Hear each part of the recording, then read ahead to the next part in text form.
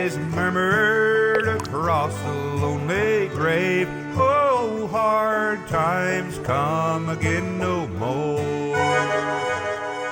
First, they came for the communists, but I was not a communist, so I did not speak out. Then they came for the socialists and the unions, but I was neither, so I did not speak out.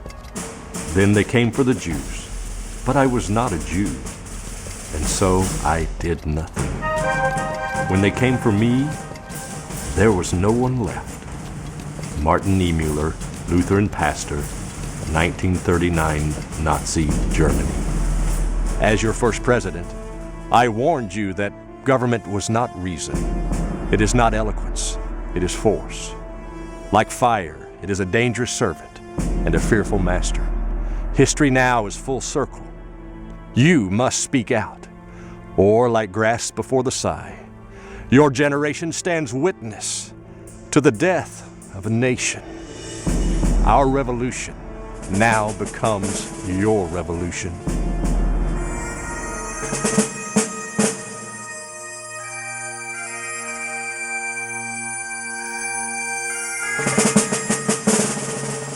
You know, people would never believe me if I told them that world government is not coming, it's here.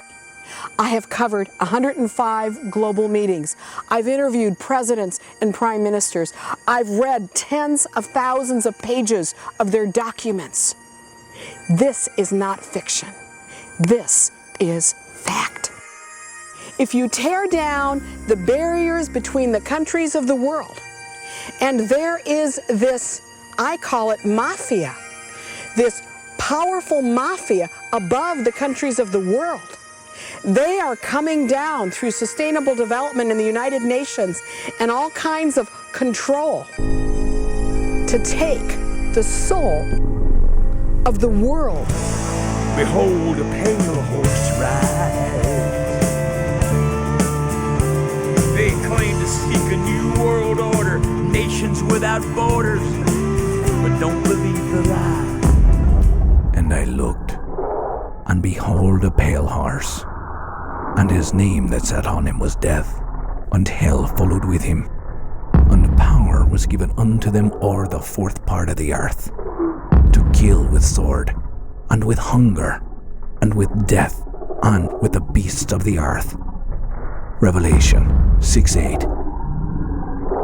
America's under judgment. The Republic is in distress. Listen to her cry.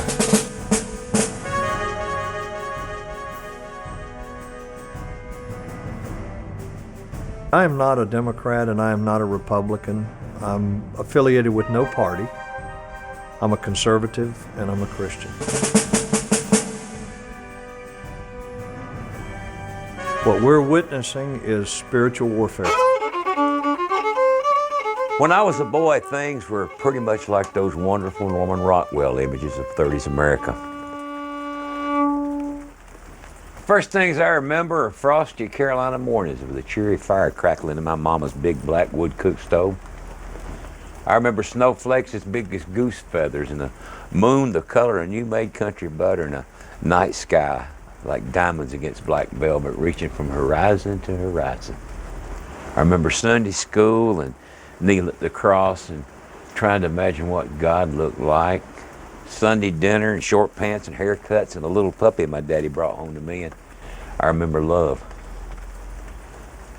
I remember sitting with my granddaddy on the front porch and watching the last of that magnificent southern sun bleed away into the twilight sky. I remember awesome steam-puffing 10-wheel locomotives and the conductor's watch looked as big as one of my grandmother's biscuits. I remember my mother smiling in her red and white checkered dress, and Christmas always seemed so far away. Yes, I remember you, Carolina, grand old lady of the South. I remember you as home. But today, something's wrong, and we all know it. I'm Charlie Daniels, and I'm here to tell you about it. It's been my great privilege to serve this nation in the uniform of the U.S. Army. Most of my time in the Army I spent in special operations. I was one of the original members of the Army's Delta Force. I commanded all the Army's Green Berets. I served a tour at the Central Intelligence Agency and finished my career as the Deputy Undersecretary of Defense for Intelligence. I was the commander of the Delta Force in the events that we now know as Black Hawk Down. I'm Lieutenant General Jerry Boykin, U.S. Army retired. One of my jobs when I was in the Army was I ran the John F. Kennedy Special Warfare Center and School at Fort Bragg. That's the school that trains all the Army Special Forces. And one of the things that we taught there was insurgency and counterinsurgency, and much of the insurgency was focused on Marxist insurgencies. I see things in America today that just greatly disturb me. And I see a pattern here. And that pattern is a pattern that you see in Marxist movements. And you can see it in Cuba, you can see it in Venezuela, you could see it with Mao Zedong, you could see it with Joseph Stalin. My name is Elena Kita. I was born in the country of Romania, a country that became communist. And let me tell you what the things are that I see that are consistent with the pattern that has been seen historically around the world as societies move to Marxism. In Romania, the changes took place fast and brutal. Changes that tormented hundreds of millions of people. One of the first things that happens is that the leadership in these countries that move to Marxism, they nationalize major sectors of the economy. Since we have been in the United States for 41 years, I have seen changes that are more subtle. Now in America, that's exactly what we did with the bailouts. We nationalized major sectors of our economy, auto industry, banking. The government is in nationalization of assets. Insurance. That is very inventive. Goldman Sachs. Remember we bailed out AIG and gave the Goldman Sachs gang $13 billion of our dough to cover their bad bet? When you lose, you lose. The whole nation has changed. The whole game is over. This is not capitalism. Call it what it is, it's fascism. In the morning, there was the new management. The old management was out. The owner, he was lucky to be in a nice prison cell. Capitalism, you rise and fall on your own merits. You're not too big to fail. Oh, but if they failed, we all would have died, they told us. They failed. You know what would happen if they failed? They wouldn't get their $45 billion worth of bonuses. That's what would have happened. Nothing would have happened, because in capitalism, the slack would have been picked up by those who are doing smart business. The second thing that they do is they redistribute wealth. In Romania, a doctor was not paid much more than the checkout clerk at the supermarket. What we know today as Obamacare was a redistribution of wealth. When my mother had her heart attack, she was taken to a mental hospital. I think we've heard a lot about the redistribution of wealth in America. She died. In a room full of 20 other people. And at my cries, everybody told me, suppress it and leave.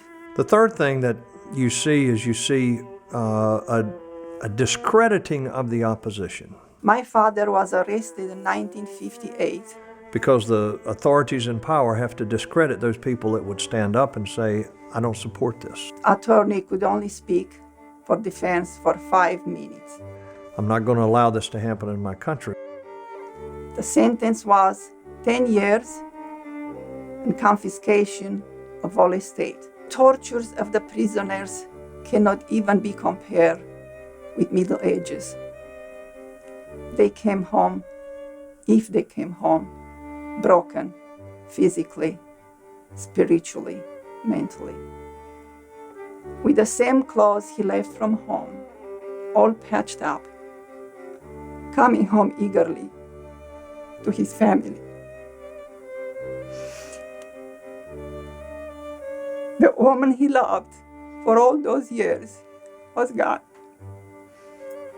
The reason for his leaving was gone.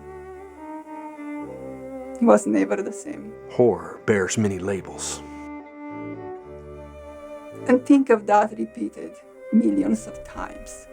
Communism, fascism, socialism, And there was no hope.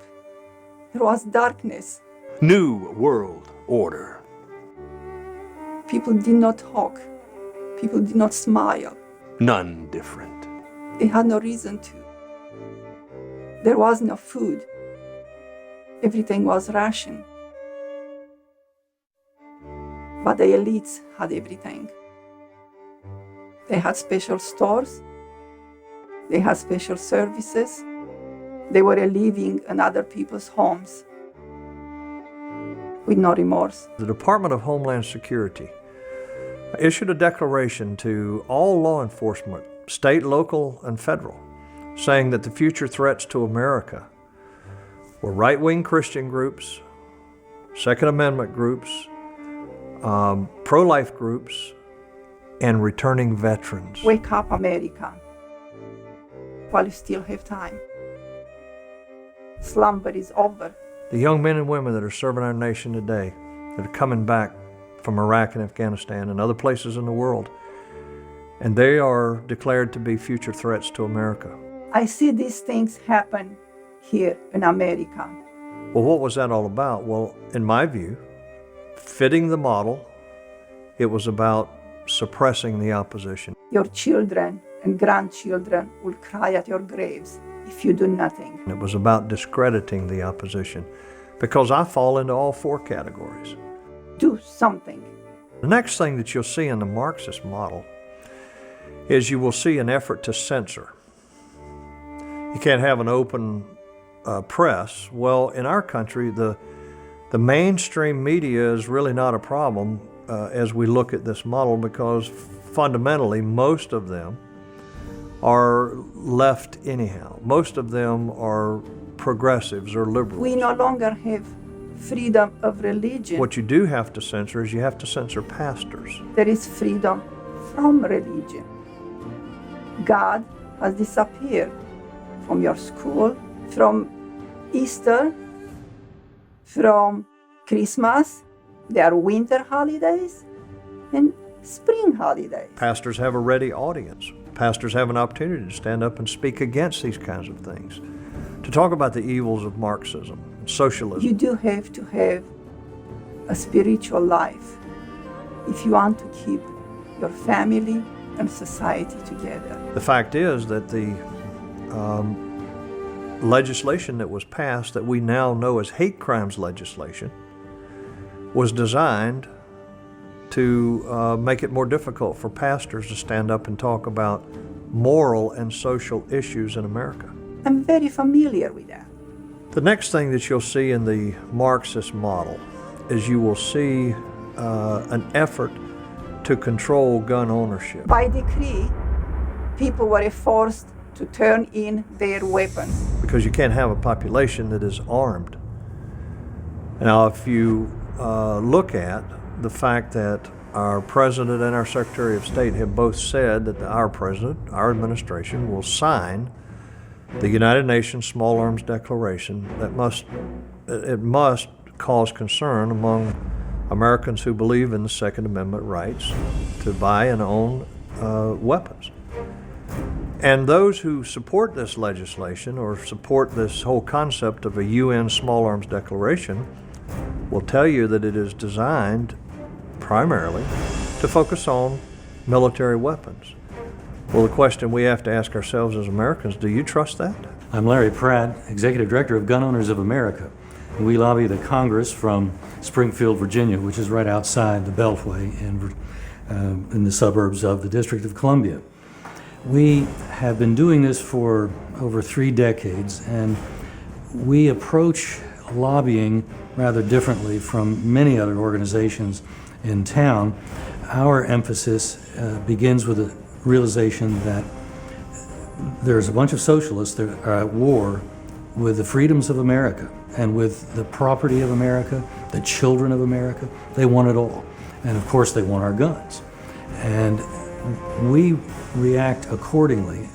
Namely, you can't work within the system. And even our friends at the NRA are often working with that view in mind, and we find that you just can't make peace with people who are declaring and conducting total war against you.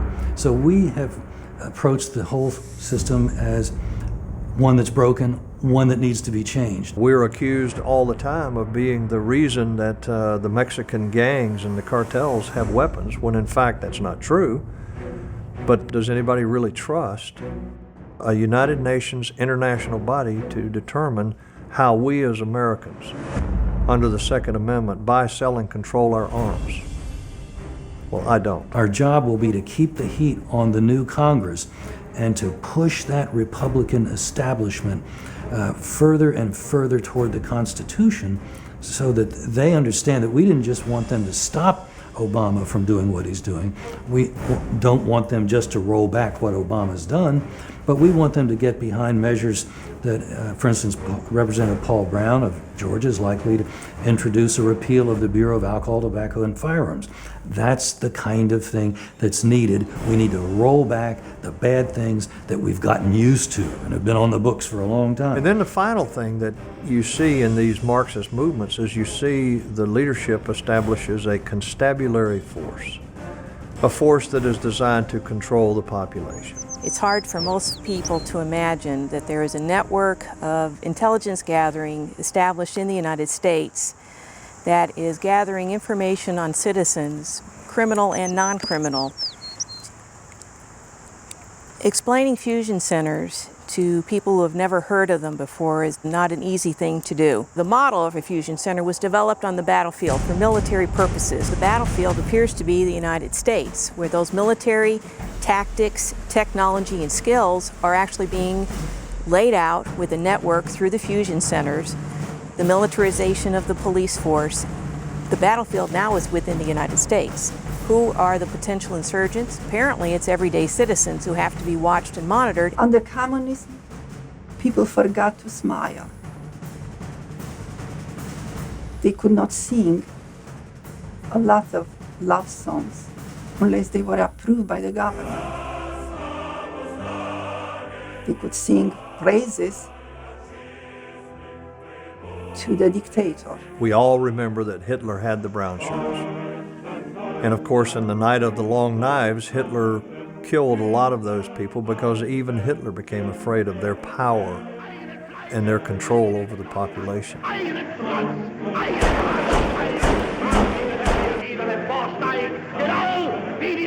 Well, you say we don't have a constabulary force here.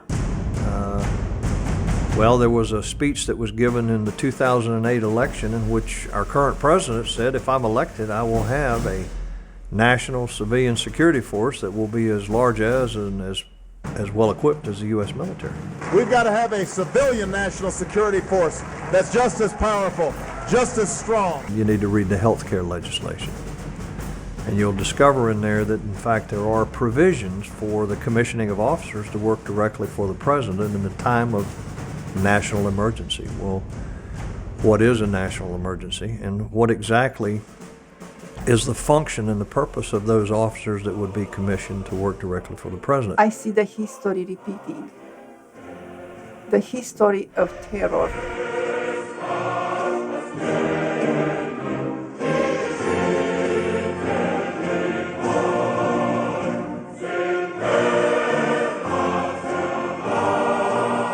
So I think that we need to look realistically and understand that whether we recognize it or not as Americans, our society is moving towards Marxism. If America changes into a socialist nation, where people like us will go, they will be lost. America, I warned you. When government, in little as in great things, shall be drawn to Washington as the center of all power. It is a fatal tendency to put in the place of the delegated will of the nation, the will of a party. It will render powerless the checks provided of one on another, and will become as venal and oppressive as those from which we separated. A small but artful and enterprising minority, they are likely in the course of time and things to become potent engines by which cunning, ambitious, and unprincipled men will be enabled to subvert the power of the people and to usurp for themselves the reins of government, afterwards destroying the very engines that raised them to unjust dominion. Let it not be so. It was a beautiful spring morning in 1944. I was 7 years old and soundly asleep in the early morning when my mother woke me and told me to get dressed. We were going to church. It was a weekday, but the Methodist Church in Valdosta, Georgia was packed to the rafters with people come to pray. It was June 6th, D-Day. And as we gathered, the cream of American youth were charging heavily fortified machine guns and artillery fire on the beaches of Normandy, and being shredded to ribbons as they left their amphibious craft and ran onto the beach. It was a slaughter. The casualties were unthinkable, but still they came, wave after wave, taking the beach one bloody inch at a time. And at the end of the longest day, we had established a beachhead.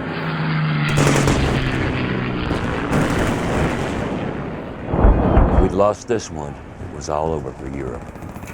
And where did the people of America turn to for help on that day in 1944?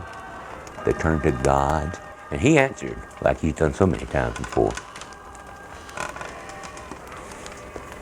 I just remember a different country. There's a broken heart for every cross and every Star of David in the military graveyard in Normandy, each and every one bearing mute witness to a son, father, or husband who gave their life so that America could be a free nation.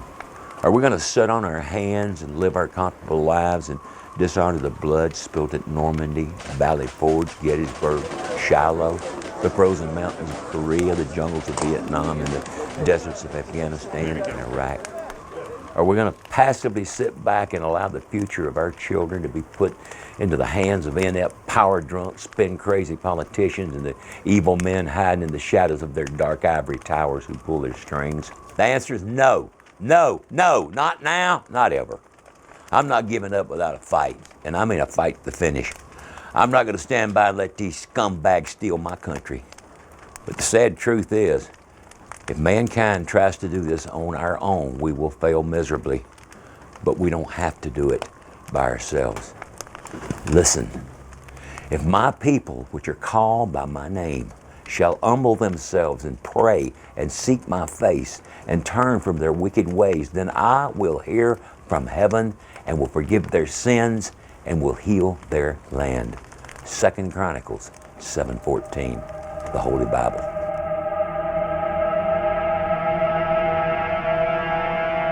America is in peril. What is the goal?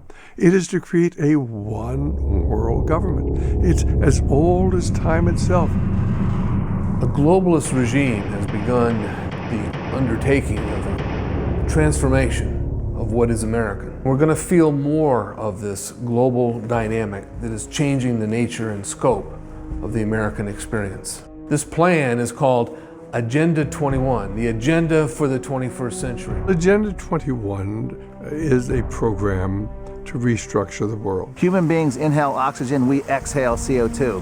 For the first time in human history, governments are going to try to regulate, tax, and put quotas on what we exhale from our mouth. If the United Nations and Obama's EPA has their way, Americans will be forced to emit the same carbon emission volumes they did in 1867.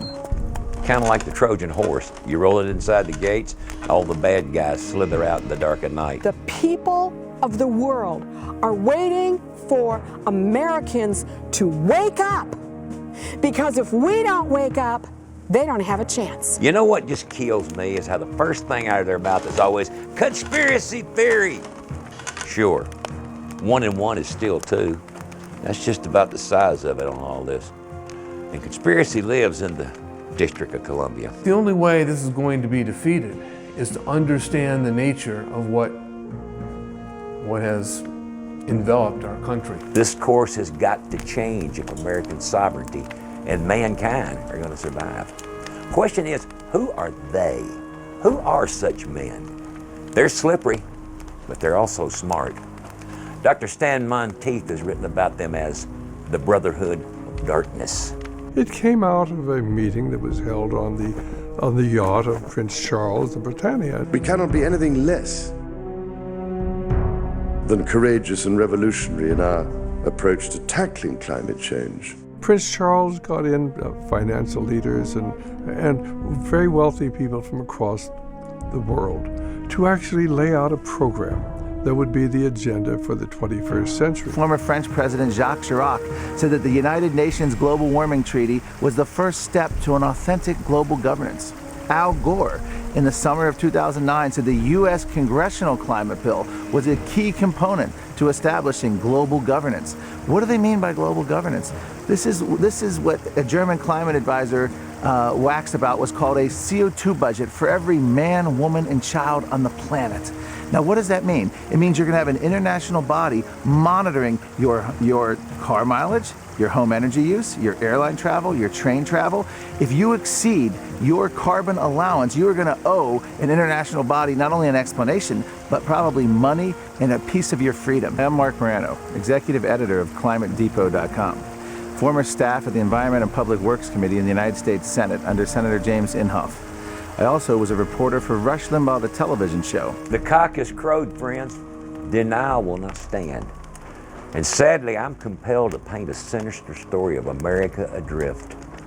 Stand witness to this long-planned agenda for recreating our beloved republic and the world into a tyrannical new world order. Our economic system is to change from free enterprise into a system of public-private partnerships. Public.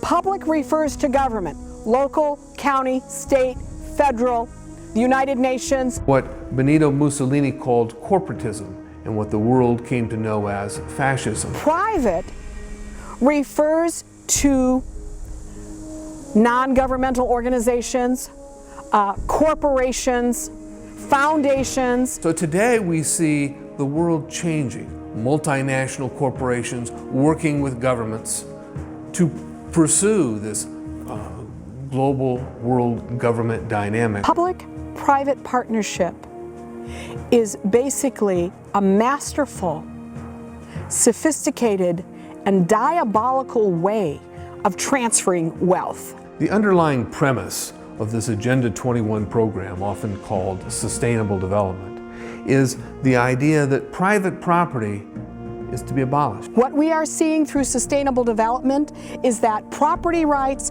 which was the sacred cornerstone of our freedoms, is now out the window. The rural citizens of this United States have been so outraged over the last 15 years as the federal government has begun to clamp down. Today there are half the number of ranchers in America as there were just 20 years ago. This is all through the effects of the Agenda 21 policies at the federal level and now at every state level, and in fact now infused into every county in America. This is one of the most well-financed, organized scare campaigns in the history of the world. Every county has its Agenda 21 program, and you say, well, how could that be? And the answer is that federal incentives, the U.S. government alone has spent almost $79 billion. Political party operatives of both parties, Democrats and Republicans, have as their cornerstone the step-by-step implementation of the Agenda 21 program. Remember that Agenda 21 is designed to control every single human activity of every single human being on planet Earth. If you go to the airport, you can have the joy of experiencing a full-body scanner where the government, an agent of the government, can see you or your mother or your father or your youngster naked. It's going to continue and get worse. My daughter went through one before we realized what was going on. It is not just checking for metals or explosives. It is actually a full-body x-ray that sees every bit of you, including all of your parts, naked. Now, a government that would consider that okay to do is one that has moved into the realm of treating people as slaves or chattel or just an asset or a resource. You're no longer a human who has rights given to you by God, and that there are certain barriers they must not cross. Take the pat down when you go to the airport, and you'll at least know, you can look them in the eye to see who's molesting you. We're being experimented on at the airport, in essence. This kind of intrusion into the basic to who you are as a person is an anathema to this country. We were not founded on this. We were founded on each of us is made in God's image, and we have individual rights. Ever read the Communist Manifesto? It's the UN in a nutshell, and they're driving us to the front door. Its 10 points sound awfully familiar to life in our world, but it ain't supposed to be our world. This is America. George Bush Sr. went to Rio de Janeiro to an Earth Summit, a United Nations conference. We should have kicked them rascals out from day one. And infused every federal department with the protocol of Agenda 21. We have before us the opportunity to forge for ourselves and for future generations a new world order, a world where the rule of law, not the law of the jungle, governs the conduct of nations.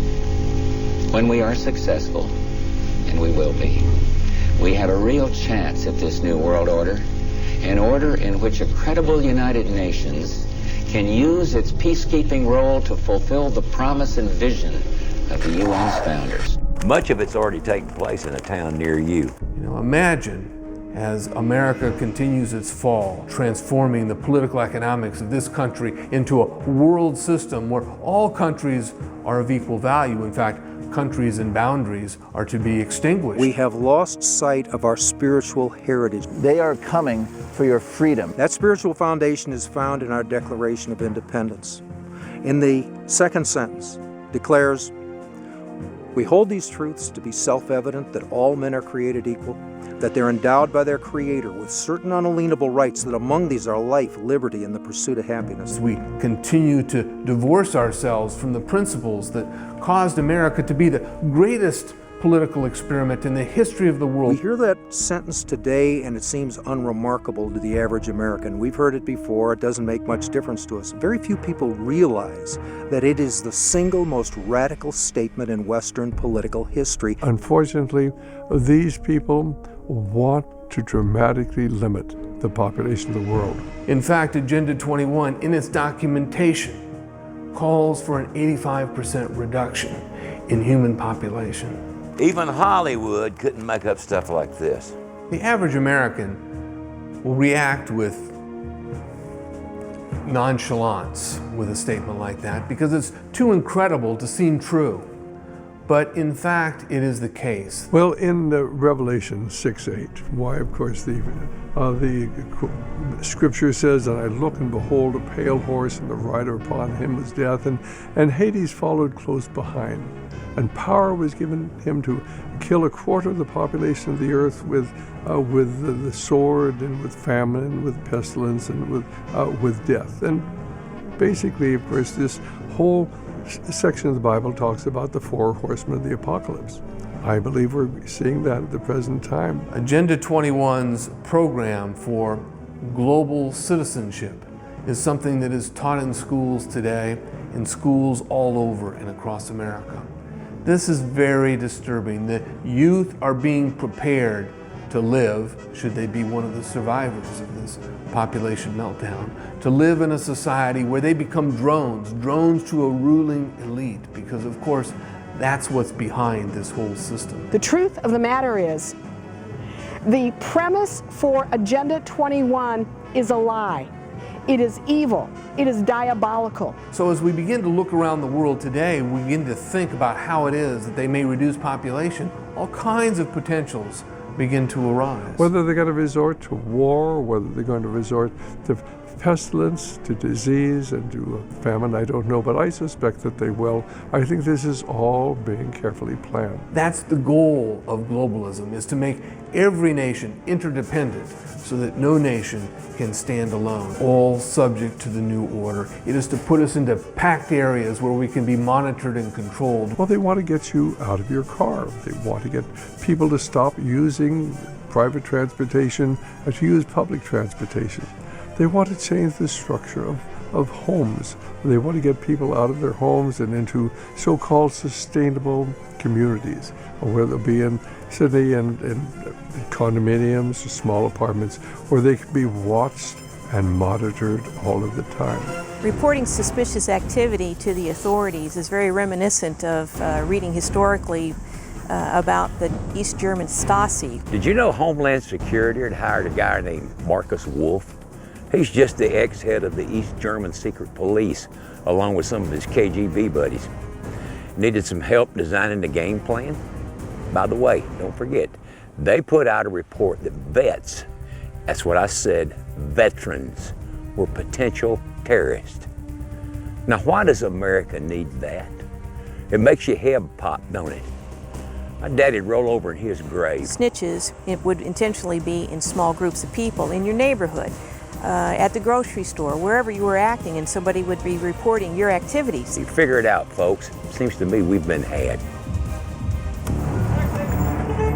If you see something, say something. It's a public service announcement. It's an attempt to induce a permanent state of fear and paranoia. Why, you ask? So you'll be frightened enough to hand over to the government willingly the few civil liberties you have left. This is not a society that America should be living in. Most people in our society are supposed to be free, sovereign individuals who are presumed innocent until proven guilty. To the extent that we do become, in a sense, a police state, where every individual, every citizen is a policeman of some sort, reporting on their neighbors, snitching on what they're doing, looking at what they're doing. I'm sorry, that is not the constitutional republic our founders intended. Suspicious activity reporting turns everybody into a suspect in anticipation of a future crime. Technology and advancement of technological resources has grown to such a level that things like RFID chips can be implanted in human beings themselves, or can be planted on your driver's license. Government surveillance is a liberty killer. In an unchecked surveillance society, we live and behave as prisoners. You see, the world is moving to the situation where an all-powerful government will have all knowledge about you. This consortium of global corporations was meeting down the street from Harvard, where at the time I was a graduate student. They were meeting at MIT, and they had already attracted funding from some of the biggest corporations on the globe. I'm talking about companies like Walmart, Procter & Gamble, Gillette, Texas Instruments, Hewlett-Packard, Home Depot, Kimberly-Clark, Nestle, Kraft, you name it, every major corporation you can think of. How would I put this in a genteel way? I got myself into a few of their meetings. I guess I crashed them. And I sat as a fly on the wall, and I listened as some of these corporate executives discussed their plans for using remotely readable microchips to track and monitor people. Now everybody's part of an information network in a growing surveillance society that is being enabled through the use of technology. Most of us have seen the increase of cameras at stop signs and stoplights. In London today, the average citizen is photographed 300 times per day. Personal communication between you and someone else are no longer private. This is a hard concept, particularly for young people who grow up with this technology being right at their fingertips, to understand that every text message and every communication on Facebook and Twitter paint a picture of all of your network of friends. This is examined by analysts in the fusion centers. We are being monitored. We are being watched. Property rights, basis of a free society. But UN Agenda 21 is sucking up American territory like a water spout. The Wildlands Project is designed to take over 50% of the United States and put it off limits to human beings. If you live in the wildlands, you will be moved out. Believe it or not, 50% of the American landscape into wilderness areas. When the Senate saw what this treaty was really truly designed to do, it was taken off of the agenda 1 hour before the ratification vote was scheduled to be taken. The reality about the pursuit of Agenda 21 is fail once, come back later. Change your tune a little bit, change the dynamic a little bit. Gaia, the living planet. What in the world is Gaia? Gaia is the earth, the mother goddess earth. Hazy disguised green protocol and international treaties under the bald-faced lie of need to protect Mother Earth. This agenda, this philosophy that the earth is a living organism, and trampling over Mother Earth, that we are now the bad guys. Sustainable development. Sounds good, don't it? Who wouldn't be for that? Well, when you look at Agenda 21, when you look at this whole premise of Gaia, The truth of the matter is, it is an inversion and a perversion of Genesis 1. God created heaven and earth. He said it was good. He told man to procreate. He said it would be good. Most people have little knowledge that tens of thousands of acres are now placed in wetlands, and various conservancies are in fact controlled by the United Nations. Even Yellowstone, think about that, the jewel of American parks. It's like boiling a lobster. The heat ain't noticed till it's too late. Eminent domain rules. A man's property is his own only as it suits government. The Wildlands Project also intends to prohibit any resource extraction from this landmass. So all of America's resources have been tied up. Is this right? Tied up under this globalist dynamic.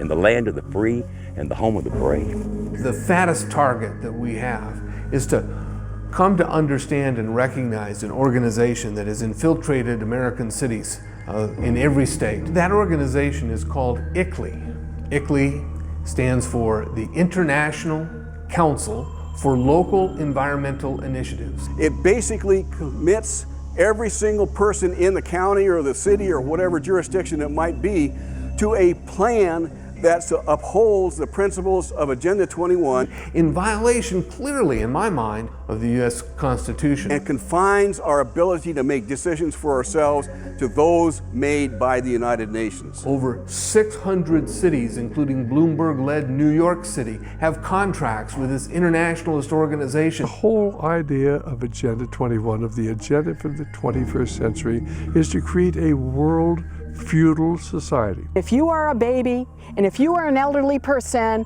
I'm so sorry. You will certainly have a powerful military and police to keep the people subjugated. You do not produce, that means you do not have a space on planet Earth. It is a treasonous act for your mayor and for your city council to sign contracts inflicting your community with the ICLEI program, and it must be exposed. We must begin that process by kicking out ICLEI. Biometric means measurement of the body.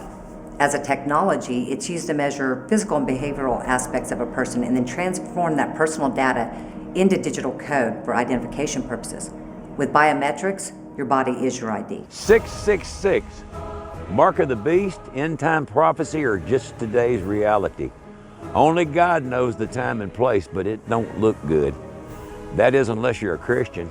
If you read the book, you know how it ends. We win. IBM, for example, has patented something called a person tracking unit. I mean, you want to talk conspiracy theory, I can't think of a worse name, but that's the name that they actually gave this device when they patented it. And what the person tracking unit is it's an RFID reader, a small little device that IBM recommends installing into things like doors, walls, floors, ceiling tiles, shelving in public spaces so that they can use it to track people. Biometrics for identification literally places our religious freedoms, our right to privacy, our sovereignty, and our ability to buy and sell into the hands of international organizations. They want to put them in airports, train stops, bus stops, train stations, into museums, theaters, libraries, sports arenas, shopping malls, even elevators and public restrooms. For many Christians, biometric ID is enrollment into a mark of the beast-like system. The chilling part was it said every human being. The entire world is being enrolled into a single global biometric system of identification and financial control. The kind of environment where authoritarian officials with jackboots could say, "Your papers, please," and stop you and demand to see your ID. For the first time in history, the technology and the political will exist to fulfill prophecy. The Real ID program, this was a part of a military appropriations bill. Real ID sets federal guidelines for state driver's license that require international standards. Buried and deep inside this huge legislation was a provision for essentially giving the federal government control over state driver's licenses. The deadline's been extended most recently to January 2013. You got the Titanic kind of coming along, needing to realize that there's a lot more to it. We, I believe, the American people, and indeed the people of the world, are in that same position. We've got a couple of little tiny glimmers that there's something wrong, that there are databases being collected, but what my research for the last 10 years has been about is trying to identify the bulk of that iceberg floating under the water so we don't hit it. As a Bible-believing Christian, I believe that this was foretold 2,000 years ago, that we're going to get to the point where every person on the globe will be issued a unique ID number, and they will have to have that unique ID number to participate in society. Justification will exist to move the identification process from the ID documents to directly on the body. They're placing right there at the cash register a device that is an RFID reader. Now, currently those devices are in place so you can take your contactless or your swipeless credit card and you simply hold it up to the reader device. But the technology in your RFID enhanced credit card, your contactless or swipeless credit card, is the same RFID technology that can be implanted into your right hand. And once those readers go into place at all the cash registers around the world, once people get used to this idea of just pressing the card up to the reader, it is just one step away from pressing your hand up to the reader. The real problem with the PASS Act or the Real ID or any other version of national ID is that the federal government has made it very clear that you will have to have this one single card in order to participate in pretty much any activity that people engage in modern life. Citizens won't be able to engage in many routine activities. You'll need it in order to get on an airplane. You'll need it in order to open a bank account. In many communities, you'll need it in order to buy a home or rent an apartment. And in fact, under the new nationalized ID healthcare system that we're moving towards, you'll actually be issued a unique ID number, and you won't even be able to go to a doctor without having this number. So I think we really are coming to the point that John, the Apostle John, talked about 2,000 years ago, in exile in the Isle of Patmos off the coast of Greece, when he actually had a vision and wrote it down in the last book of the Bible, the book of Revelation. Revelation 13, 16 through 18 is very straightforward. Biometric ID is an international ID applying to all. Biometric creates a direct link between one's body and control of financial transactions, and biometrics is a number of man. And he causes all, now he is the beast of the end time, he causes all, both small and great, rich and poor, free and bond, to receive a mark on their right hand or in their foreheads. And that no man might buy or sell save he that had the mark or the name of the beast or the number of his name. And then it tells us, here is wisdom, let him who has understanding count the number of the beast, for it is the number of a man, and his number is 666. This time that is described in the Bible that was foreseen 2,000 years ago made no sense for centuries and centuries. Now we are actually living in a time where we can envision how it would be possible to have a mark or a number in everyone's right hand or their forehead. And we are actually in a world where it is politically not only possible, but it's occurring before our very eyes, that you will have to have such a number issued by a government, potentially eventually a one-world government, in order to engage in any kind of commerce, to buy, to sell, to live your life. I'm often asked, well, what is the New World Order? You know, what's the game plan? What's going on here? And let me put it this way. There is a small handful of very wealthy people, mostly men, that belong to what I call the secret societies. Well, we're dealing, in fact, with a conspiracy here of power, and it's very secret. So they're not about to advertise who they are. We're talking about the Council on Foreign Relations, its offshoot, the Trilateral Commission, and the internal nucleus of these groups, which meet once a year under the name Bilderbergers. You might ask, what is the Bilderberg Group? It's actually one of multiple organizations that they have created in order to make sure that if discovered, if the conspiring nature is discovered, they have multiple shoes to wear, they have multiple places to go, multiple organizations. For example, a lot of people think the Bilderberg Group is the conspiratorial organization because it's the most secretive. But in fact, they rarely ever make any decisions at Bilderberg. It's mere presentations. One year they met at the Aspen Institute, the top levels to decide what was going to be said at Bilderberger. Another year they met at the Council of Foreign Relations. Just last year in London, a special tight-knit group of the hierarchy of the Council on Foreign Relations met to discuss what they were going to talk about at Bilderberg. Sometimes they used the Trilateral Commission. I think it was all put down a book that was written in 1948 by a British Fabian socialist by the name of Eric Arthur Blair. Of course, he didn't use his name. He used the pen name George Orwell. And yes, that was the book 1984. So let's take a look at what that said. In 1984, the world has been divided into three major economic blocks. In the book, it was Oceania, Asiana, and East Asiana. today's real world, we've got the European Union, the soon-to-be North American Union, which combines the economies of Canada, the United States, and Mexico, and then the future Asian Union. I'm Joel Skousen, editor of World Affairs Brief, a weekly news analysis service.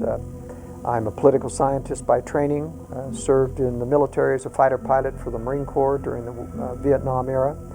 I served as chairman of the Conservative National Committee in Washington, D.C. during the Reagan administration, as well as executive editor of Conservative Digest, commenting on what I believe are the critical pieces of information that are left out or omitted purposely from the news media, the establishment news, that would drastically alter what people know and believe about what's going on in the nation. I'm Jim Marrs, and I'm a Texas journalist and author. Have had several New York Times best-selling books, and including Crossfire, The Plot to Kill Kennedy, which was a basis for Oliver Stone's film JFK. In Munich, the security conference of February 2010, the National Security Advisor to President Barack Obama stated to the audience here, now this I might remind you in context, was the day following a special honorary dinner they gave in behalf of Henry Kissinger as part of the European Union. So he gets up in his speech the next day and he says, I want to congratulate you for giving an award to Henry Kissinger. At the National Security Council, we take our daily marching orders from Henry Kissinger. It's an actual admission that Henry Kissinger, a non-elected official who has no power to dictate to anyone, is giving daily orders to the National Security Advisor of the United States of America. It's a blatant admission of conspiracy. It's indicative, I think, of their confidence now that it doesn't matter if this is open. We have so much power here that they can't take us down. Now, the biggest stumbling block to this plan is the United States of America. Why is that? Because we have a tradition of individual freedom and liberty. And we have a Constitution and a Bill of Rights that guarantees us the legal basis for this individual freedom and liberty. And we have guns. The idea of a North American Union, the combining of Canada and the United States and Mexico, has long been discussed among these secret society members and among some of the elitist organizations and their foundations. But it really came into effect, started being codified in 2005 with the Security and Prosperity Partnership signed by President George W. Bush. Sort of like trying to figure infinity. Gauntlet's been thrown down. Challenge is do your homework. You don't have to believe me. It's there. It's real. Look it up for yourself. They are people who end up controlling, or you see them in controlling positions of government beyond their power legally to control. And this shows us something too. Doesn't matter whether you've got a Republican or a Democrat in office, they follow the same agenda. I was onto this in the election of 2008, for example, because John McCain, who was his chief advisor, Henry Kissinger, secret society member, and President Obama, who was his chief advisor, Zbigniew Brzezinski of the Trilateral Commission, partners in crime, same folks. Doesn't matter who you vote for, they just keep us divided and conquered. Liberal, conservative, Republican, Democrat, white, black, Christian, Muslim, man, woman, heterosexual, anything, just, anything to keep us divided. Ever hear political slogans that just don't ring the bell? Try left-right paradigm. At face value, it don't sound that rough. Well, think again. What it really means is there ain't no difference between Democrats and Republicans. Don't kill over, just listen up. Big money globalists manipulate both sides of the fence. They're two political parties. Makes it easy to keep we the people dancing to whatever tune they play. It's a rigged game, friend. Makes us the puppets and them pulling the strings. It's kind of hard to lose if you're betting on all the horses. All conspiratorial organizations tending towards tyranny have developed a theory of the Hegelian dialectic, or some form of that. What that means is you engage in conflict creation. You create conflict, and you control both sides of the solution so that you have both opposition. You don't ever present a correct solution, but you have a false solution on the right and a false solution on the left. It's a very interesting philosophy of understanding human beings. You have a very small percentage of innately evil people on the left. You have a very small percentage of innately righteous, very intelligent people on the right. You have a large bell-shaped curve of people in the middle who are manipulable. Of that bell-shaped curve in the middle, you have about a good solid half of people on the lower half of that bell-shaped curve that are susceptible to socialism. That is, that they have low true worth, moderate to low true worth. And socialism always entices them to the concept that everybody deserves the same pay for 8 hours work, so it brings up their rewards to the level of above their actual true worth, what the free market would deliver. But on the higher side of the bell-shaped curve, you have people who are more sensitive to conscience. The lower side is more susceptible to corruption. But on the higher side, they're susceptible to conscience. And people who conspire to take away liberty have a problem with that. But a crisis of sufficient severity will cause people to move rapidly in directions that government or the crisis dictates without, and will block out the use of conscience out of panic, out of severe hardship, out of war, and that's why they use that. And they manipulate crisis to accomplish the ends of getting people to get past conscience. And that's why it's a continual stream of crises. It must never end, and we have never had an end to crises, because that's how you get good people to go along with bad solutions. You never want a serious crisis to go to waste. When Jose Maria Aznar, an outsider, was elected president of Spain, Iñaki Gabilondo, who was the Walter Cronkite of Spanish television, interviewed him, and he said, how is it that you, as a neophyte, came up and suddenly, as a mayor of a city, became president of Spain? And I was there in Spain listening to this in Spanish, and he said, well, los poderes de ahí, the powers that be, came and invited me to run for president.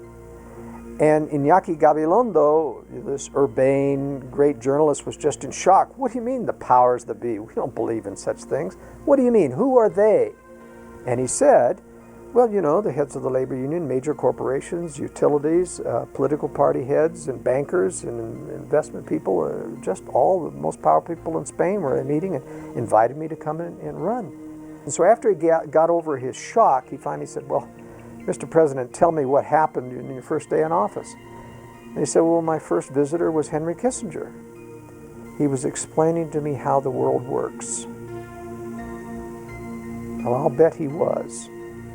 He was telling him, in essence, as a neophyte, where the power structures are and what your limits are and where you take orders and who you take orders from. Forget the hand puppets that they place in the positions of presidents, vice presidents, and ministers and prime ministers.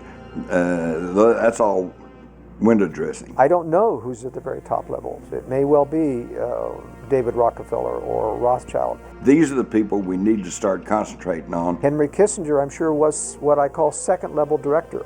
These are people who actually take public office. Brent Scowcroft, Sandy Berger, all national security advisors. People who give daily marching orders to presidents who are normally puppets. That doesn't mean they treat them as puppets, they treat them as president, but if they get out of line, they do lean on them and explain to them, you know, how things really work. Now, the Bilderberg Conference, to be exact, is not actually where conspiracy meetings and decisions take place. This is really more what I would consider a leadership training meeting, where they're bringing up people within the international community and exposing them to conspiratorial ideas. Governor Rick Perry is visiting Istanbul, Turkey this weekend, but some critics are questioning the company he's keeping. Perry has been invited to attend the Bilderberg Conference, which is very instructive about this dark side of world control. These are the leaks that occasionally happen that gives us proofs of a conspiracy. One of the financial heads of the City of London was in regular meetings with other high-level financial advisors. 3 additional people come in, and they start to tell them about the war in Iran and how they are displeased. The powers that be are displeased with Israel because they haven't, and this was clear back in 2007, how they had not arranged to be able to do a preemptive strike on Iran to get this war in Iran started, and openly talked about manipulating events in Israel and the United States to be able to justify attacking Iran, how they were falsifying the information about weapons development, etc.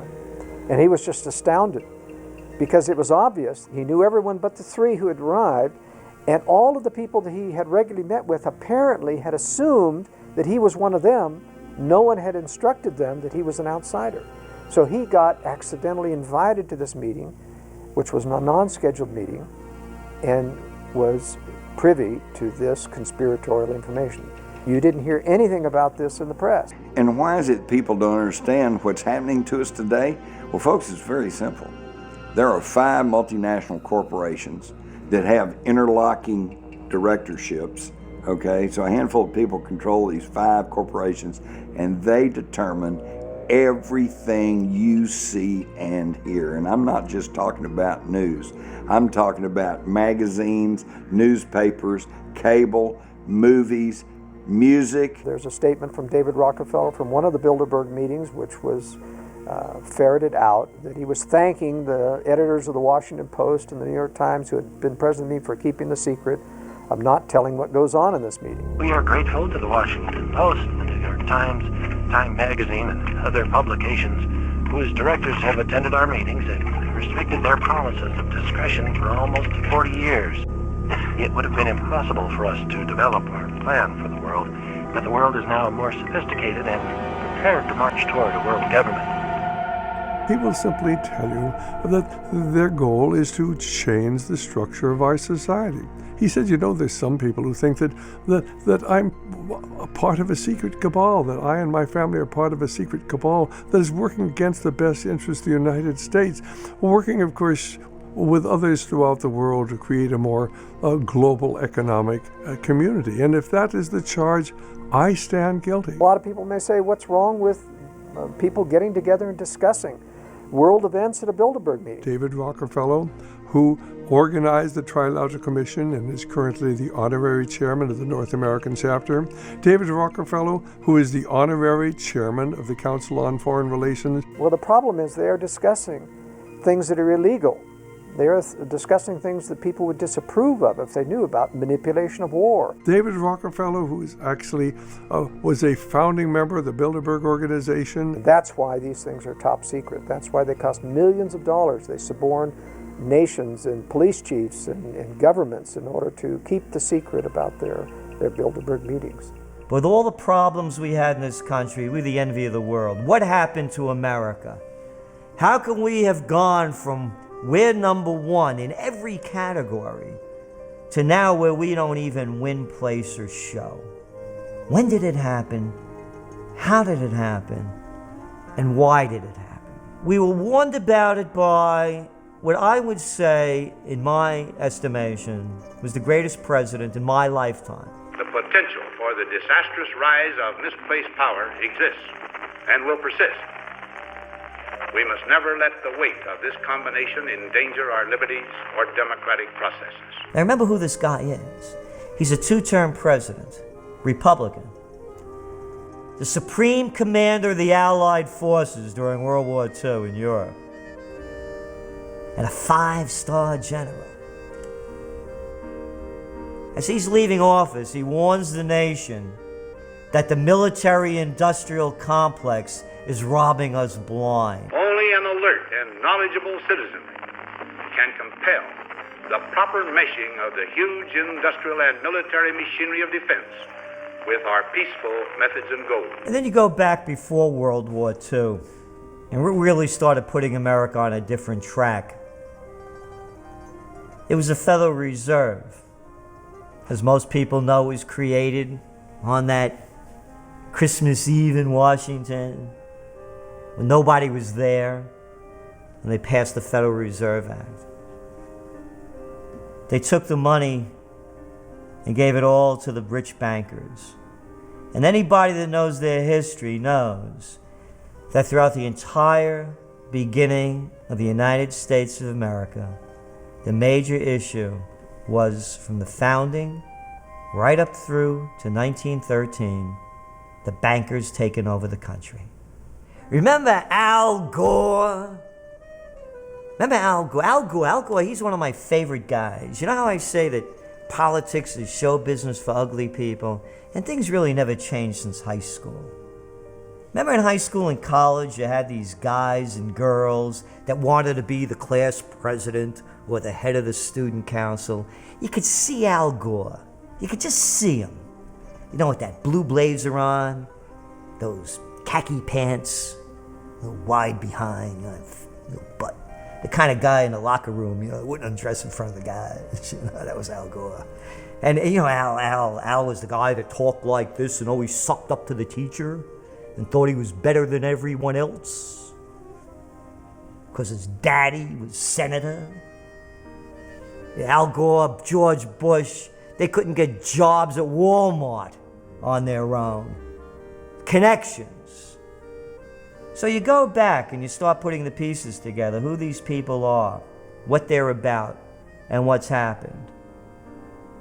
Al Gore was in front of the nation in a debate with Ross Perot, selling NAFTA, gave the nation away.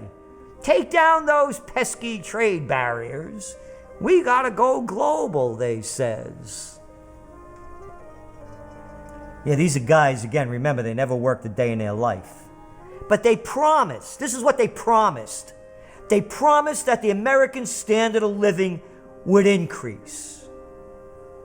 Increase? Quality of life, way up, they said. What happened? They said that we don't need that dirty manufacturing. We're going to turn this nation into a nation of service sector workers. That's right, service sector. Break it out. Servitude. Serf. Servant.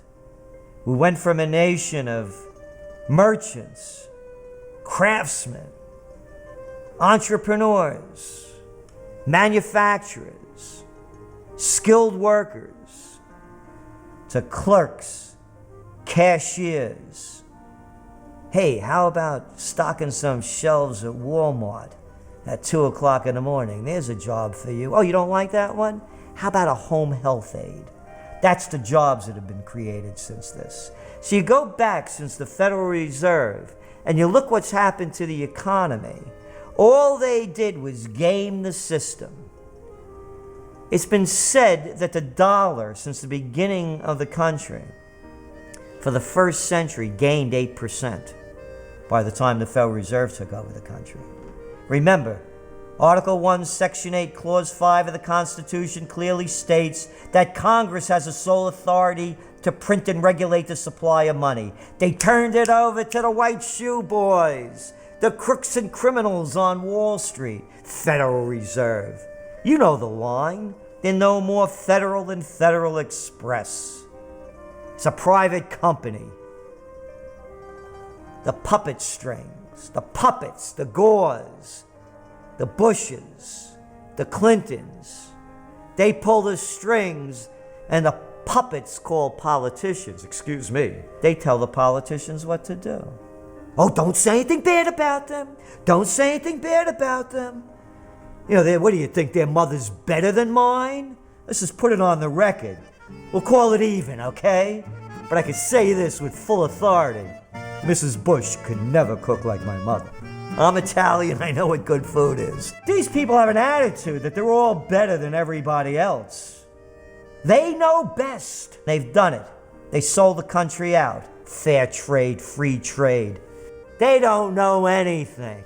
What are they kidding? What am I, 6 years old? Here's my forecast. There's going to be a devaluation of the United States currency. Remember, these guys are masters at all the games. 3-card Monte, Madoffs, rip-offs. This is their skill. They'll have an excuse for it. They'll blame terrorism. Maybe we'll be at war. But they'll call a bank holiday. What holiday? You can't get your money out. We have to come back to morality, individually and as a nation. And I believe there are 20% of the people that will do it. The 20% solution, 20% of the people that regain their respect, get in shape physically, emotionally, and spiritually, start doing what they believe they should be doing morally, this country changes. The stimulus game is over. We're going to see a worldwide collapse. We're going to see crime rates to levels we've never seen before. Current events form future trends. You see what's going on in Greece with the riots? what happens is going to go on in Spain, it's going to go on in England, it's going to go on in Ireland, it's going to go on in Italy, it's going to go on in Portugal, it's going to go on in the United States, it's going on worldwide. When the systems collapse, you're going to start seeing civil wars and world war, unless the trends are reversed. But the way the trends are heading now, that's the future.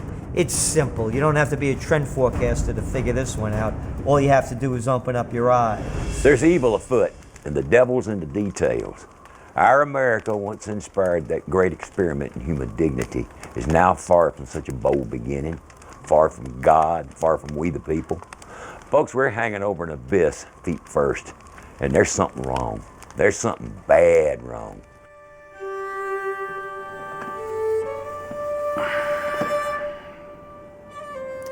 Why do we have any government at all? Why not anarchy? Most people don't want anarchy. So why did the Founding Fathers choose a constitutional republic? Why not socialism?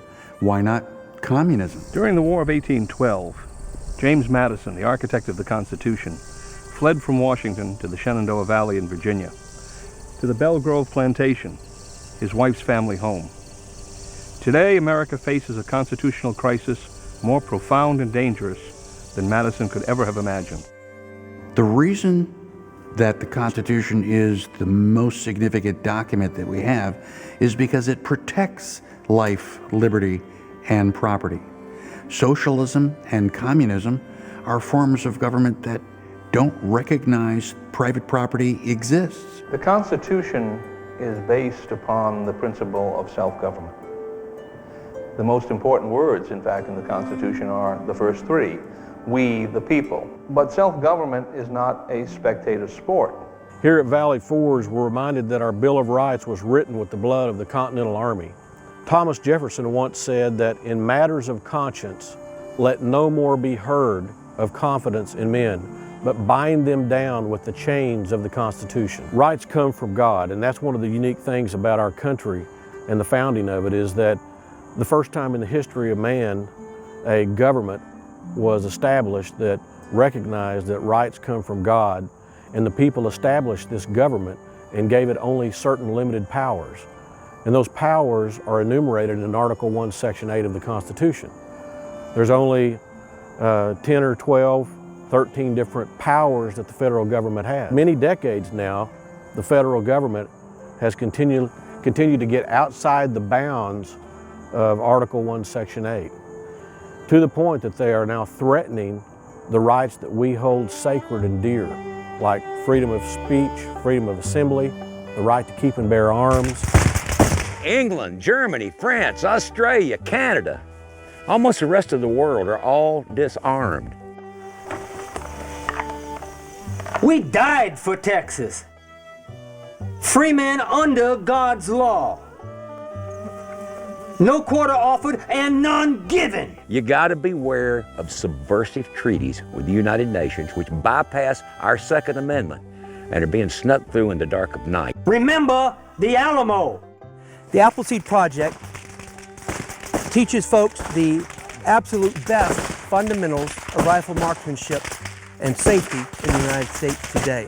While we're doing that, we teach folks about their history, about the heritage of those who came before them, about what the Founding Fathers did. We're the only people left with the constitutional right as free men to keep and bear arms. They knew, as we should know today, that the government is not the president, the government is not their senators or their congressmen or any of the alphabet agencies. The government, at least a small portion of it, is with me right here today on this firing line.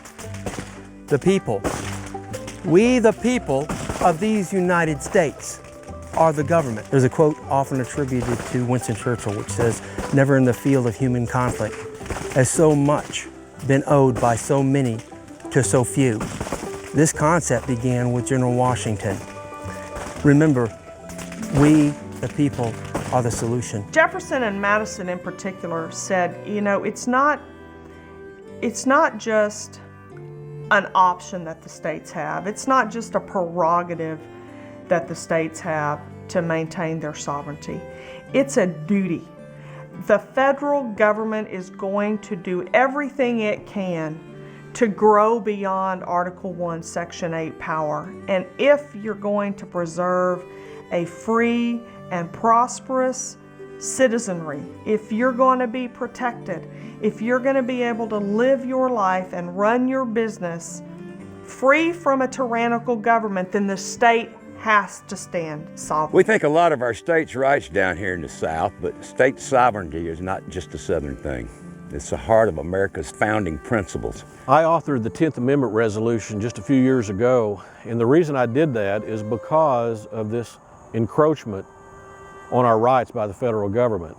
The 10th Amendment resolution just simply states what the 10th Amendment to the Constitution says, and it specifies that the federal government must get back in its proper role according to the Constitution and Article 1, Section 8 of the Constitution, or the states will take action. Utah has done some things, Montana has done some things, you've seen California has done some things. Well, now that resolution has gone all over the country, and over 30 states have now filed or passed that bill. State legislatures have passed a state law that says we're a sovereign state, and we believe that that act passed by the Congress is unconstitutional, and therefore it will be null and void in our state. It will have no effect.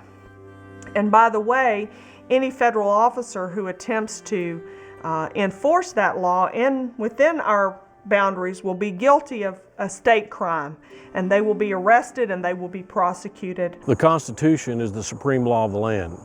No one is above the Constitution, not the President, not the Supreme Court, not Congress. All must follow the Constitution. And if they violate the Constitution, the laws that they pass are really no laws at all. Those 9th and 10th Amendments in our Bill of Rights that talk about sovereign states and remind us that the federal government's power is to be very limited. The federal government has actually violated the law themselves. There's a lot of people that think that only the people can violate the law, and that somehow the federal government gets to dictate what the law is and who the law violators are. But the truth is, the federal government has violated the law. They are law breakers. And it's time that we start being very frank and blunt about that fact. Because if we don't, we won't be able to fix the problem. Federal intrusion into every fiber of your being. And the problem is the federal government is out of control. And in them the prophecy of Isaiah is fulfilled, which says, hearing, you will hear and not understand. Seeing, you will see and not perceive. For the hearts of this people have grown dull. Matthew 13:15. Folks, there's a terrible storm approaching, and it's a spiritual battle designed by dark, evil men to sweep the world, imprison humanity in high-tech feudalism controlled by an arrogant so-called elite. Don't cast a blind eye back into the comfort of your life, or you'll miss America's last chance. My heart is heavy, burdened with sorrow through such dark vision. Have you no eyes to see or ears to hear? It's time to ride, boys. We need 1,000 Paul Reveres. I challenge you to learn, sound the alarm.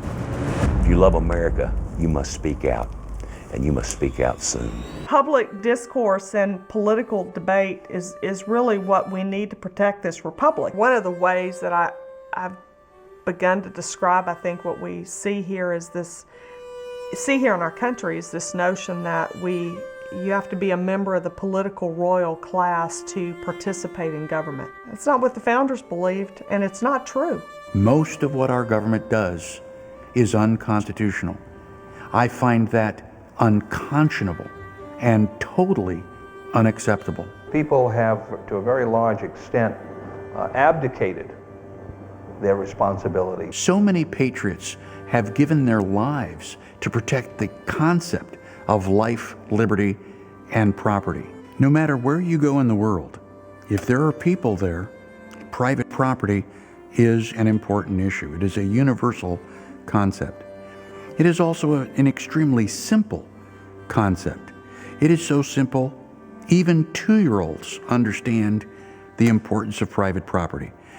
A 2-year-old's favorite word is mine. I want it to be mine. Well, 2-year-olds don't understand the concept of yours. We have to explain to them that not everything they see, not everything they want is mine. Our government decides that you have property and they want it to be mine. In the Supreme Court decision in Kelo versus New London, Connecticut, the Supreme Court decided that the government is allowed to take your property and give it to someone else if someone else is going to be paying more in taxes. People across the United States are beginning to realize that the government we currently have is not the government that the Founding Fathers imagined. It's not the government described by the Declaration of Independence and the Constitution. The government is taking our property, they are violating our rights and limiting our liberty. So what's the solution? Well, for too long, we the people have allowed government to just operate, and we trusted government to do what it was supposed to do. We are going to restore liberty in this country because once you learn the truth, you can never unlearn it. What we're going to have to do as we the people is learn again the Constitution. When you study this, you understand they knew where we were going. They knew exactly where we were going. They saw it happening in their lifetimes. The Jefferson in particular, he saw the nation even then, the men in power being corrupted by that power. And he said, you don't have to look too far into the future. In a time not too distant, he says, we're going to see this corrupted nation, not unlike the one that we've left. The Constitution is not a perfect document, but even if it was, if we don't read the Constitution, if we don't understand the ideas in the Constitution. We elect people who raise their right hand and they take an oath to the Constitution. They swear to uphold it and then they ignore it. Most of them haven't even read it. And if we don't defend the ideas in the Constitution, then we may as well bury the Constitution underneath a pyramid and hope that maybe people will rediscover those ideas 2,000 years from now. We're seeing a global mafia-like stranglehold coordinated by the most powerful men in the world, meant to erase American sovereignty and consolidate nations into world government. It's ambitious and it's morally corrupt. It seems to me we need a dog in this fight. We need a lot of dogs in this fight. And you and me, we're it. They have an idea of setting up some kind of global financial system and global governmental system.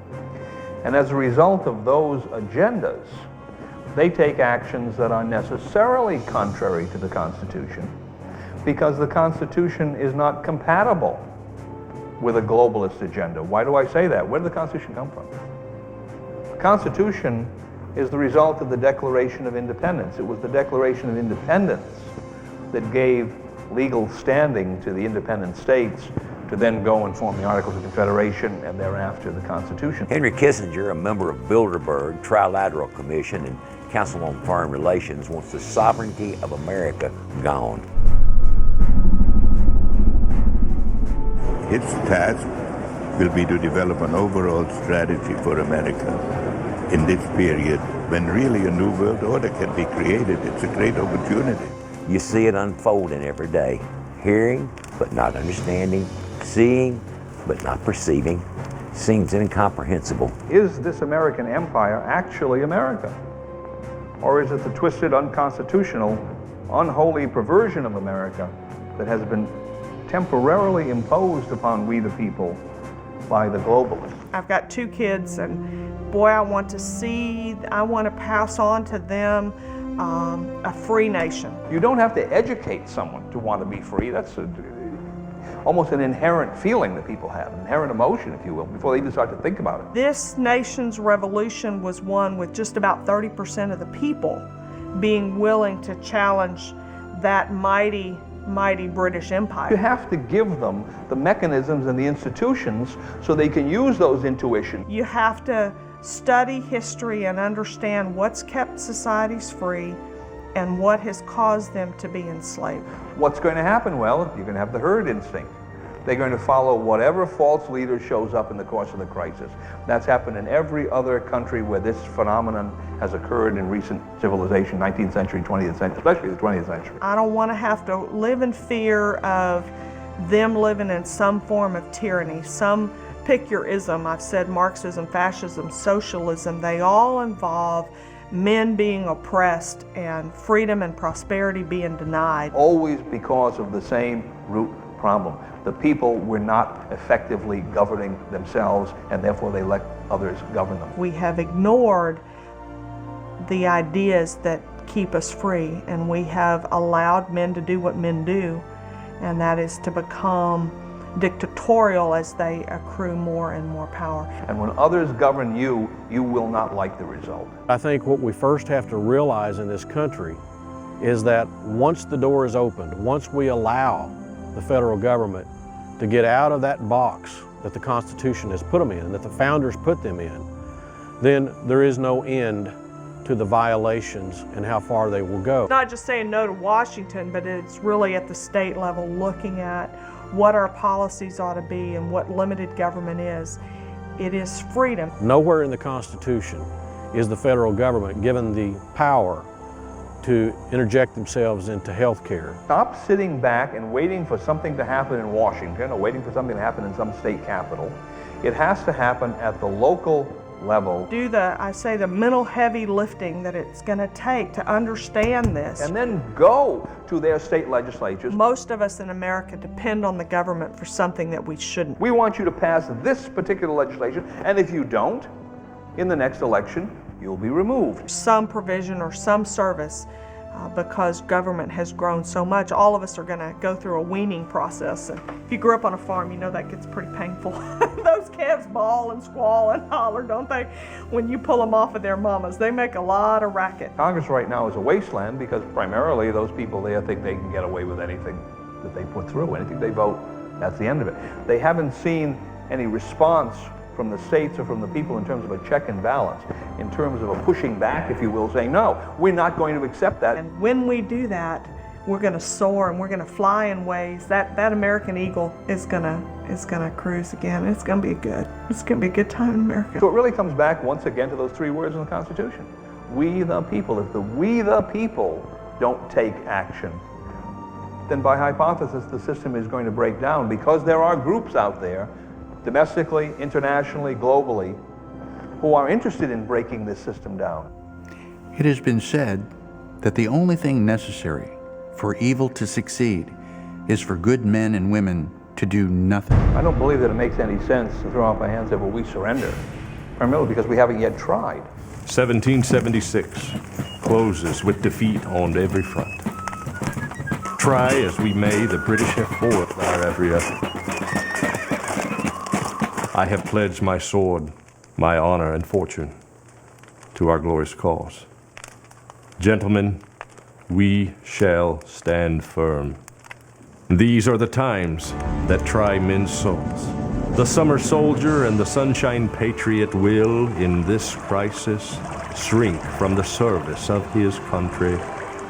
But he that stands it now deserves the love and thanks of man and woman. Tyranny, like hell, is not easily conquered, yet we have this consolation with us, that the harder the conflict, the more glorious the triumph. Thomas Paine. This is your life. This is your liberty. This is your property that the government is taking and violating. I would like you to consider it your Constitution. It is your Bill of Rights. This is your responsibility to keep the government within those constitutional limitations. Please, don't let liberty slip through your fingers. They put patriotism ahead of profit. And we are unjust beneficiaries of that.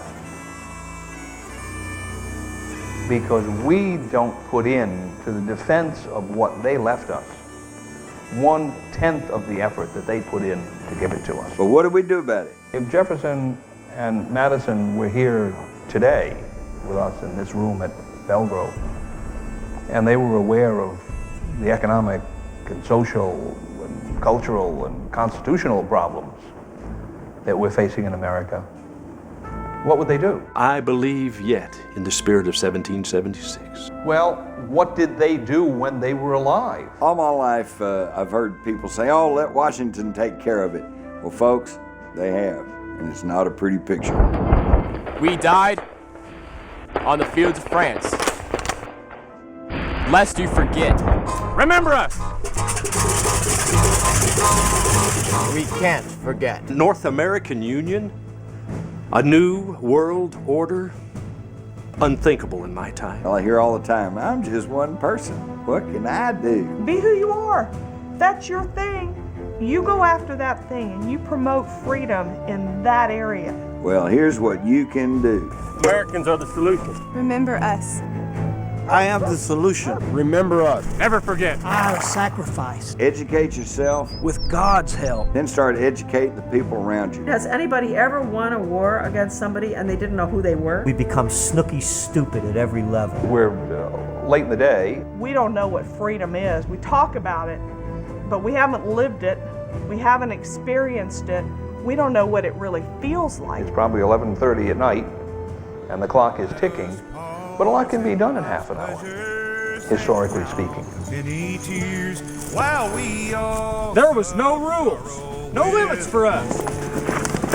I'm the solution. I'm the solution. We are the solution. Don't preach. If we ain't gonna fix it, who can? Don't criticize. I am the solution. Don't harp on them. Together, we can do it. Ask questions. Say, wait a minute. How are we supposed to believe that there's a international terrorist organization trying to slip weapons of mass destruction into our country when they won't even secure the border? Not one of us has all of the answers, but when we come together and we deliberate, then we will find the wisest course. And that's why this has to be a revolution of the mind and the spirit, not one of bullets and guns. A little bit of civil disobedience is timely. Ronald Reagan said eloquently, you and I have a rendezvous with destiny. Get off the couch and do something. Get her done, America. We're the solution. We the people, Americans. Ain't nothing more to it than that. Everyone knows there's something wrong. We've got to throw a national hissy fit, and we have to do it now.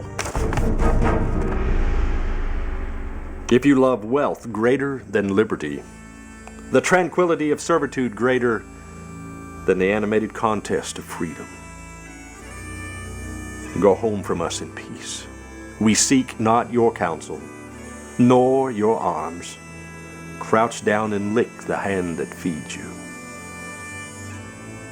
And may posterity forget that you were our countrymen. Samuel Adams. I myself am personally not afraid of death. I'm not afraid of what they can do to me, because I know that the only one I really need to please is ultimately my Maker. Now is the time for light, for reason, to shine upon the stage of political darkness. And when I go back on the other side, I want to hear those words, well done, thou good and faithful servant. You did everything that you can to bring what truth you knew to people. And some listened and some didn't. The grand American dream arrives at a final crossroads. It rolls over people's shoulders, and their eyes go back. What's for lunch? What's for lunch? You are. Today we all need to understand that it's time for us to put on the whole armor of God, because America is in a great battle. We were born for such a time as this. There are traitors among us. Let's get a rope. Time for a hanging. But seriously, folks, this republic, its traditions and heritage, Christianity and freedom are all being dismantled before our very eyes. Rose in Texas. Santa Anna demands surrender. Otherwise, our garrison is to be put to the sword. I answer such demand with cannon shot. We must sell our lives dearly. I will die for my country. Come to our aid with all dispatch. I, sir, will die for Texas. Victory or death. I hereby draw my line so that future generations may know that we stood against tyranny to the last. And now it remains as necessary for your time as for ours. For all Americans to draw such a line in the sand. Free men must prevail, else the great republic be lost. No is a powerful concept. Being a leader is a burden, but it's an honorable burden. The whole world is looking at the United States of America with hope and pray that the country will regain its strength and its path. This country is the last beacon of hope. Do not disappoint them. You know, it's hard to know how to end this piece, but I sincerely hope you will not ignore the warnings. And I hope you'll pray for America. God bless you. God bless the United States of America. And now, the choice is yours.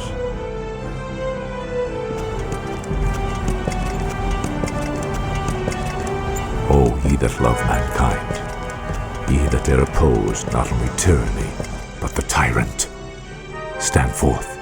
Thomas Paine, Common Sense, 1775. My friends, you are the solution.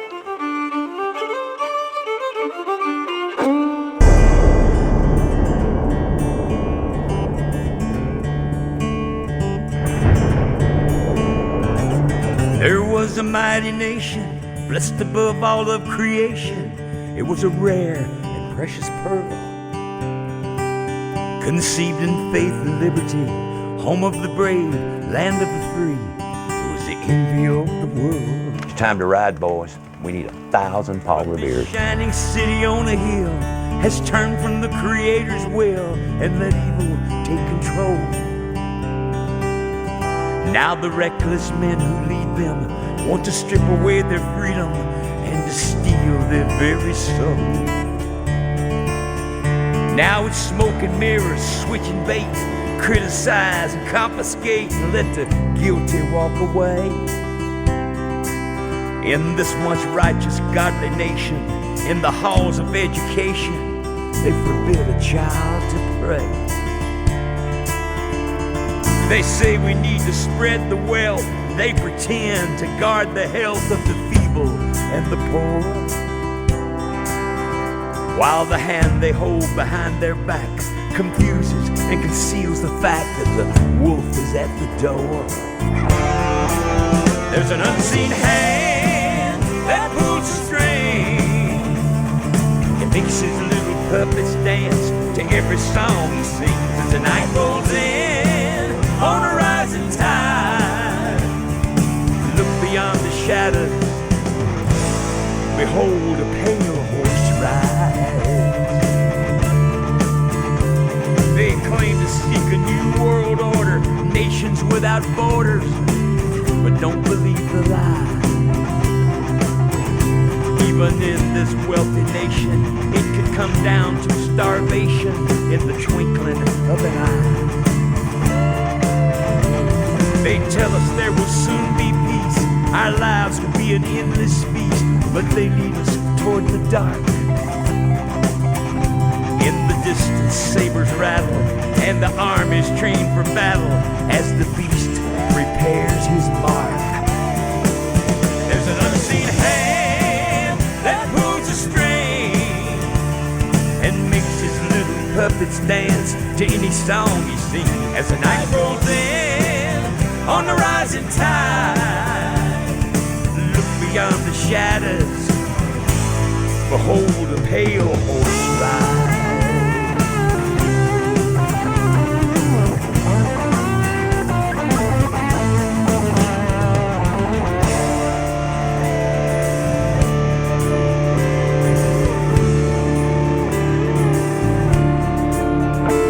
It's time for every righteous man to step up tall and take a stand. There is so little time. For if we fear and hesitate, soon it will be too late. We're the last hope of mankind. Time hurries on, the shadows fall, the hand is writing on the wall, but even now, there's still a chance for the ones called by God's name, repent of sin and seek His face. He will hear and heal the land.